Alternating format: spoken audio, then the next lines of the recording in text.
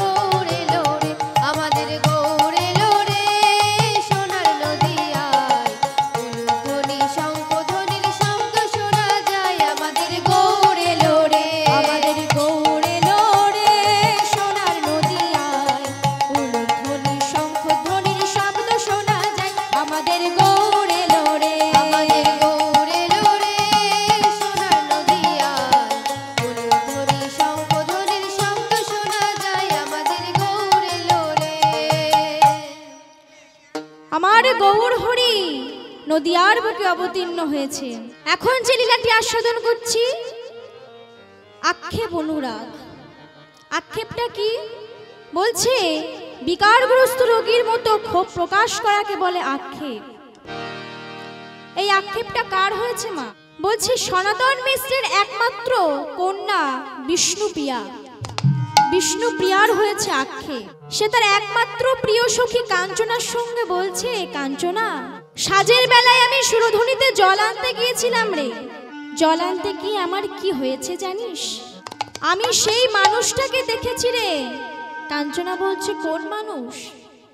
যার রূপে এই জগৎ মোহিত হয়ে যায়, আমি সেই মানুষটাকে দেখেছি, যার নাম নিমাই। কাঞ্চনা সখী বলছে, কে? ওই জগন্নাথ মিশ্রের পুত্র নিমাই। ছি ছি, তুই একই কাজ করেছিস। ওই নিমাই মোটেই ভালো নয় রে। বিষ্ণুপ্রিয়া বলছে, কেন? ওকে দেখার পর থেকে সে যে আমার মন প্রাণ সব হরণ করে নিয়েছে। সেই দিন থেকে জানিস আমার আর শয়ন করতে ভালো লাগে না, সেবা করতে ভালো লাগে না। সব সময় কেবল সেই মানুষটাকে মনের মধ্যে রেখে দিয়েছি। কাঞ্চনা সখী কি বলছে? সই কে বলে গৌরাঙ্গ ভালো, সই কে বলে গৌরাঙ্গ ভালো, সই কে বলে গৌরাঙ্গ ভালো, সই কে বলে গৌরাঙ্গ ভালো। বলছে গৌর সুন্দর ভালো নয় রে। বাহিরে দেখিতে সরল সুন্দর, কেবল পটের আঁকা। বাহিরে দেখিতে কেবল সুন্দর, বলে অতীতে আঁকা। বাহিরে দেখিতে সরল সুন্দর, কেবল পটের আঁকা। ভিতরে খুঁজিয়া দেখিলে পাইবে, ভিতরে খুঁজিয়া দেখিলে পাইবে, তিনখানে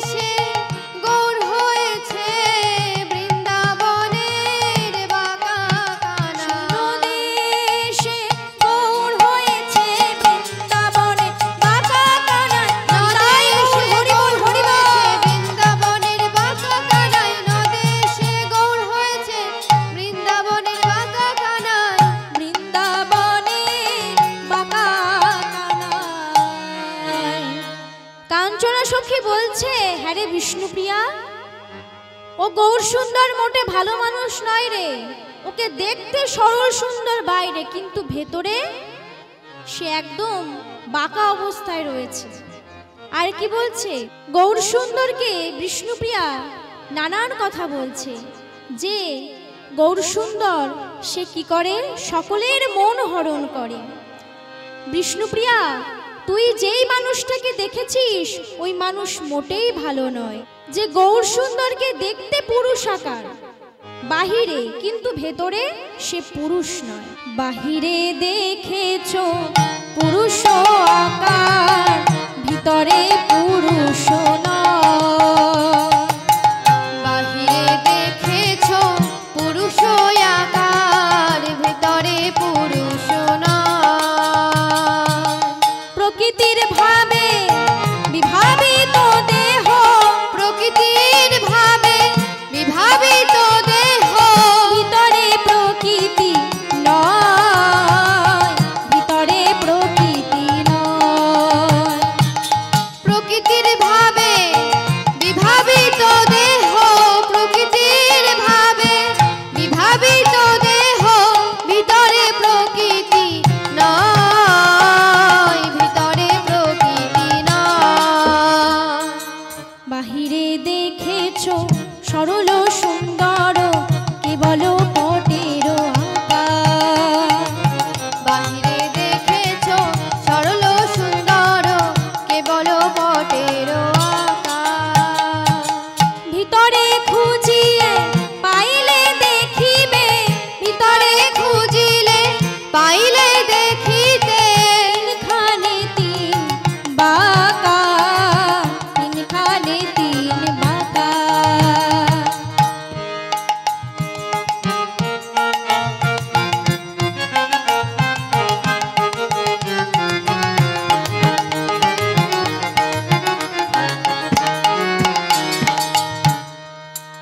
কাঞ্চনা সখী বলছে, গৌর সুন্দর যাকে একবার দেখে, যাকে সে একবার মনে ধরে, তার হইতে নিস্তার পাওয়া মা খুবই কঠিন।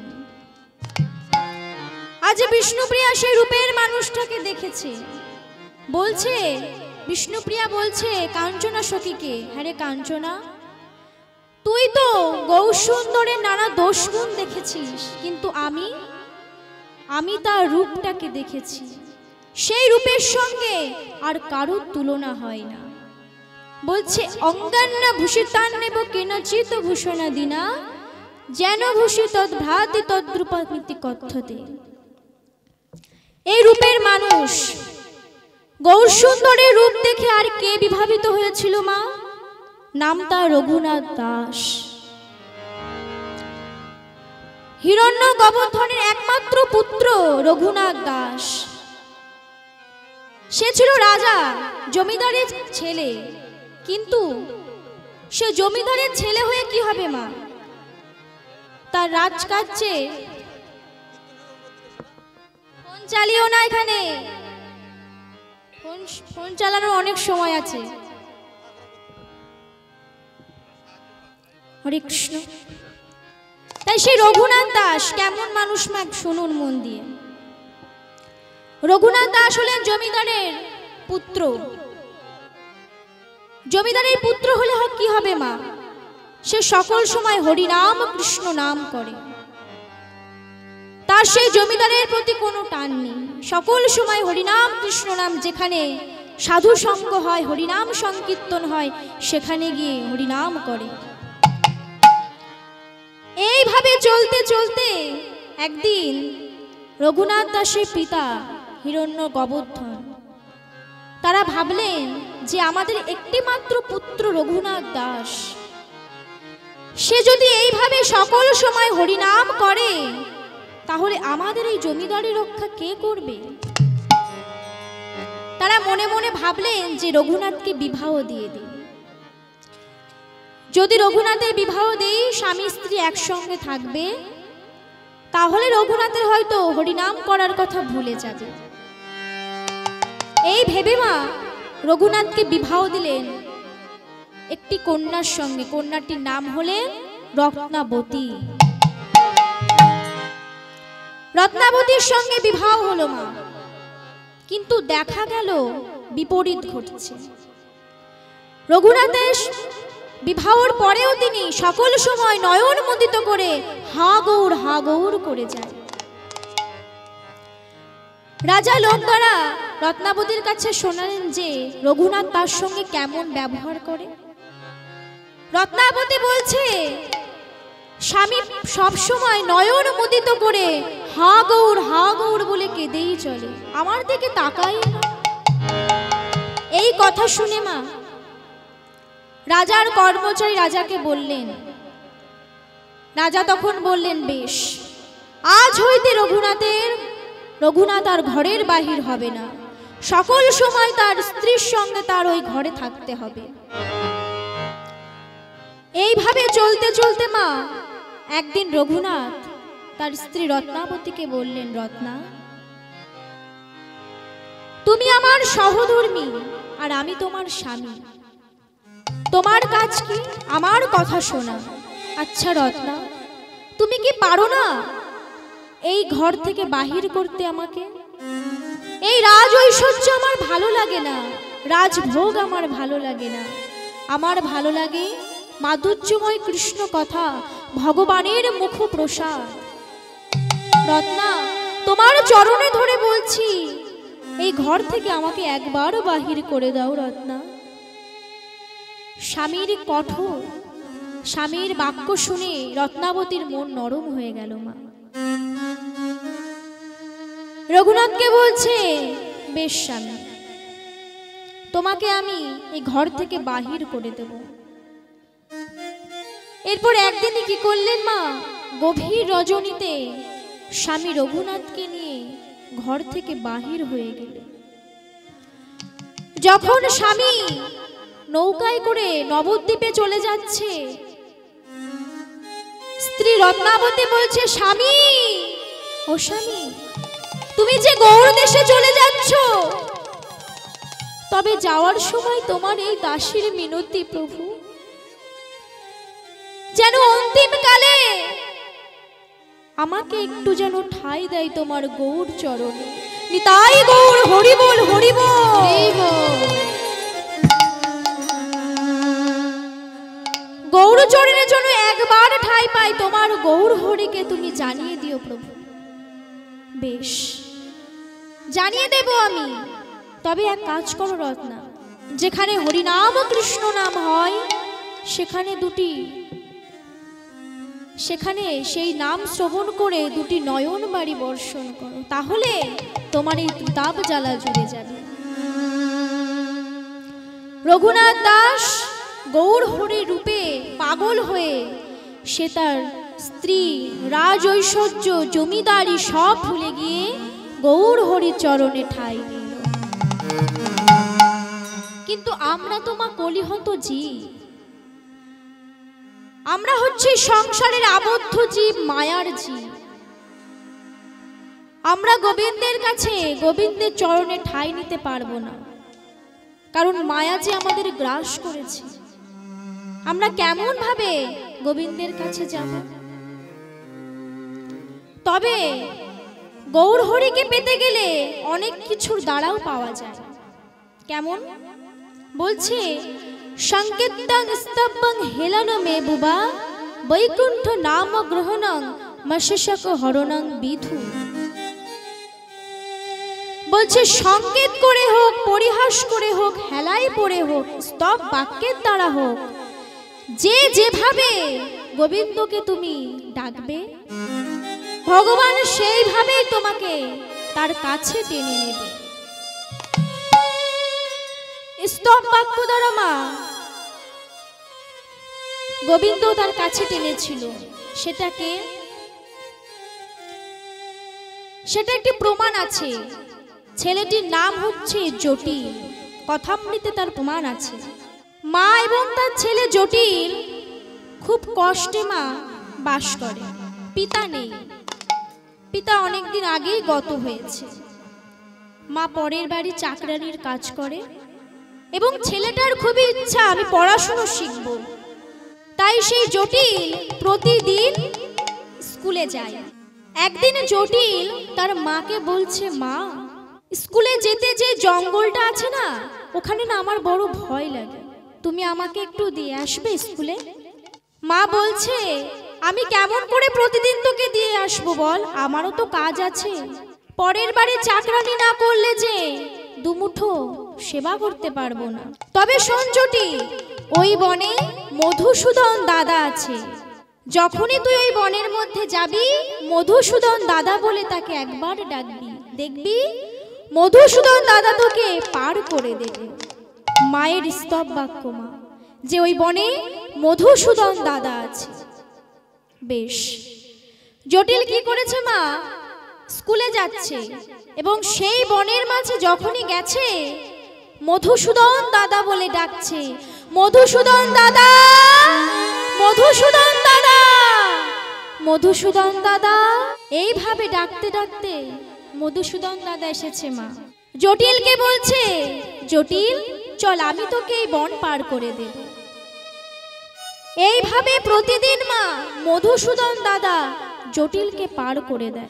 এই মধুসূদন দাদা আর কেউ নয় মা, এই মধুসূদন হচ্ছেন ভগবান শ্রীকৃষ্ণ। মা বলেছিলেন বনে মধুসূদন দাদা আছে স্তব বাক্যের দ্বারা, আর জটিল সে তো বাচ্চা, শিশুর মন, সে প্রতিদিন মধুসূদন দাদা বলে ডেকে বেড়ায়, আর মধুসূদন দাদা তাকে প্রতিদিন পার করে দেয়। এইভাবে চলতে চলতে একদিন মা কি হয়েছে, সেই পাঠশালার গুরুমশাই তার পিতৃবিয়োগ হয়েছে। তাই সকল ছাত্র ছাত্রীদের বলছে, আমার পিতা তো পরলোক গমন করেছে, তো শ্রাদ্ধের জন্য তোমরা কে কি দেবে বলো? কেউ বলছে আমরা তন্ডুল দেব, অর্থাৎ চাল দেব, কেউ বলছে আমি ডাল দেব, কেউ বলছে রন্ধন করবার জন্য যত কাঠ লাগে সেটা আমি দেব, কেউ বলছে আমি মিষ্টি দেব, সবাই নানান রকম সেবা দ্রব্য বলছে যে আমি দেব। গুরুমশাই জটিলকে বললেন, জটিল, আচ্ছা সবাই তো কিছু না কিছু দিচ্ছে, তুমি কি দিবে? জটিল বলছে, গুরুমশাই আমি তো জানি না, তবে আমার মধুসূদন দাদা আছে, তার থেকে শুনে আসি। বেশ, প্রতিদিনের মতো সেই দিনও মা পাঠশালায় যাচ্ছে, মধুসূদন দাদাকে ডেকেছে। মধুসূদন দাদাকে বলছে জটিল, আচ্ছা দাদা, আমার গুরুমশাইয়ের পিতৃবিয়োগ হয়েছে, সবাই নানান কিছু দিচ্ছে, গুরুমশাই আমাকেও কিছু দিতে বলেছে, কি দিব বলো তো? মধুসূদন দাদা বলছে, জটিল তুই বল যে আমি দধি দেব, যত দধি লাগে ততটাই দধি আমি দেব। বেশ, জটিল পাঠশালায় গেছে মা, গুরুমশাইকে বলছে যে আমি দধি দেব। বেশ, সময় মতো শ্রাদ্ধের দিন চলে এসেছে মা, সকলে সেবা করতে বসে গেছে, সবকিছু সেবা দ্রব্য পড়ে গেছে মা, এবার দধি দেওয়ার পালা, কিন্তু জটিল আসছে না। মাস্টার মশাই তো খুবই চিন্তায় পড়ে গেছে যে জটিল আসছে না, এত লোকজন সবাই সেবায় বসেছে, দধি দিতে না পারলে যে মান সম্মানের হানি হবে।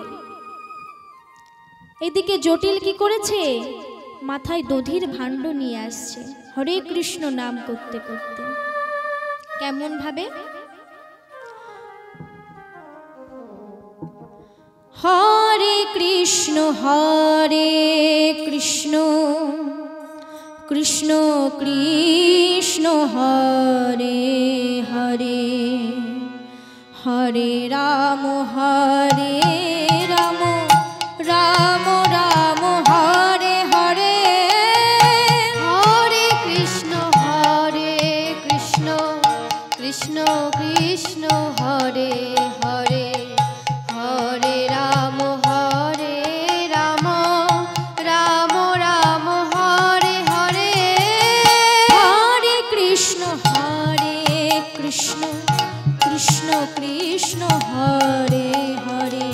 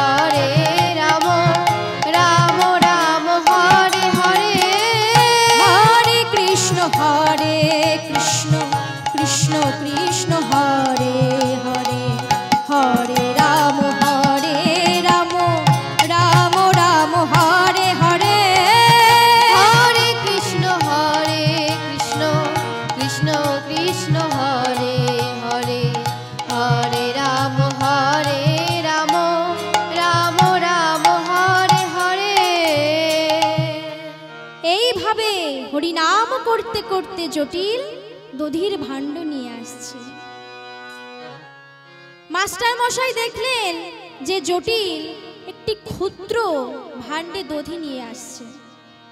এতক্ষণ অপেক্ষা করার পর মাস্টার মশাই যখন দেখলেন যে ক্ষুদ্র ভাণ্ডে জটিল দধি নিয়ে আসছে, মাস্টার মশাই খুব ক্রোধ ভরে কি করলেন, জটিলের সেই মস্তকে রাখা দধির ভাণ্ড ছুঁড়ে ফেলে দিলেন। দধির ভাণ্ড কোথায় গিয়ে পড়লো মা? পাশের একটি নর্দমায়। কি আশ্চর্য ব্যাপার ঘটলো, যখনই সেই দধির ভাণ্ড যখনই সেই নর্দমায় পড়েছে, নর্দমাটা পরিপূর্ণ হয়ে গেছে দধিতে। মাস্টার মশাই কি করলেন, সেই দধিটা নিয়ে নিজের জিহ্বা একটু স্পর্শ করলেন। বলছে জটিল, বল বল জটিল, এ তুই কোথায় পেলি? বল বল জটিল, কোথায় পেলি? বল বল জটিল, কোথায় পেলি? দধি নয় সুধার ভাণ্ড, বল বল জটিল, কোথায় পেলি? দধি রে সুধার ভাণ্ড, বল বল জটিল, কোথায় পেলি? দধি নয় সুধার ভাণ্ড, বল বল জটিল, কোথায় পেলি? দধি নয় সুধার ভাণ্ড, বল বল জটিল, এ দধি তুই কোথায় পেলি? কোথায় পেলি? মাস্টার মশাই জটিলকে বলছে, ওরে জটিল, এই দধির ভাণ্ড তুই কোথায় পেলি? জটিল বলছে, মাস্টার মশাই, এই দধি যে আমার মধুসূদন দাদা দিয়েছে। মধুসূদন দাদা? একবার তাকে আমাকে দেখা, কোথায় আছে তোর মধুসূদন দাদা? জটিল বলছে, মধুসূদন দাদা তো ওই বনে আছে। চল চল, একবার আমাকে সেই মধুসূদন দাদার কাছে নিয়ে চল। জটিল কি করলেন মা, মধুসূদন দাদাকে, মাস্টার মশাইকে নিয়ে গেলেন মধুসূদন দাদার কাছে। কিন্তু আজ যত মধুসূদন দাদাকে ডাকছে, যতবার ডাকছে, মধুসূদন দাদা আর এলো না। মধুসূদন দাদা আর এলো না। মা বলেছিল স্তব বাক্য, ভগবানকে যেভাবেই ভজনা করি না কেন, ভগবান ঠিকভাবে আসবে। তাই ভগবানকে ভজতে গেলে আমাদের কি হতে হবে? ভক্ত। আগে ভক্ত হয়ে আমাদের ভগবানকে ভজতে হবে। বলছে কোন ভাগ্যে কোন জীবের শ্রদ্ধা যদি হয়, তবে সেই জীব সাধু সঙ্গ করায়। সাধু সঙ্গে হয় শ্রবণ কীর্তন, সাধন ভক্তি হয় অনর্থ নিবর্তন। অনর্থ নিবৃত হলে ভক্তি নিষ্ঠা হয়, নিষ্ঠা হইতে শ্রবণ অদ্য রুচি উপজয়। সেই রুচি গাঢ় হলে বাড়ে প্রেম না, সেই প্রেম প্রয়োজনে সর্বানন্দ ধাম। কোন ভাগ্যে কোন জীবের শ্রদ্ধা যদি হয়, এই যুগে না হয় মা, এই দুর্লভ মানব জন্ম আমরা আর পাবো না। তাই যখন এই মানব রূপ পেয়েছি, ভগবানকে ভজতে হবে।